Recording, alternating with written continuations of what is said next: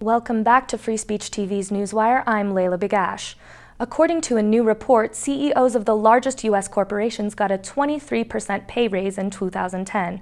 While times are still tough for most Americans, the nation's highest paid executives got cash bonuses up to 3 times higher than pre-recession levels. In Arizona, federal officials gave the green light to partially freeze Medicaid enrollments for low-income adults. More than 100,000 Arizonans are expected to fall off the Medicaid rolls over the next year. And in Minnesota, a clash over state budget shortfalls has led to a government shutdown. State parks and campgrounds in Minnesota remained closed during the busy 4th of July holiday weekend after the Democratic governor and Republican legislators failed to agree on a budget. Hundreds of state workers and union officials filled the steps of the Capitol to protest the government shutdown, which has put 23,000 state employees out of work. Demonstrators called for increased taxes on the state's wealthiest 2%. A report by United for a Fair Economy shows that if the state's richest swapped tax rates with the poor, the state could easily raise the $2 billion needed to close the gap in the latest compromise deal.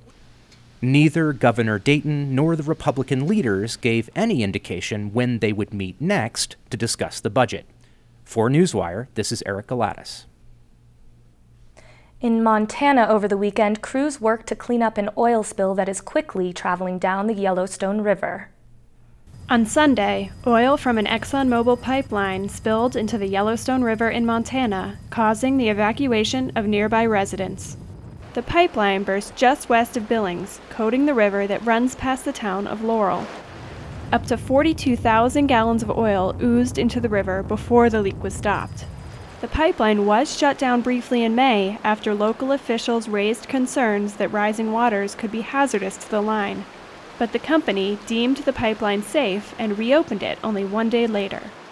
Also, twice last year, regulators warned ExxonMobil of safety violations along the pipeline. This news has amplified calls from environmentalists who want the government to impose stricter regulations on the oil and gas industry.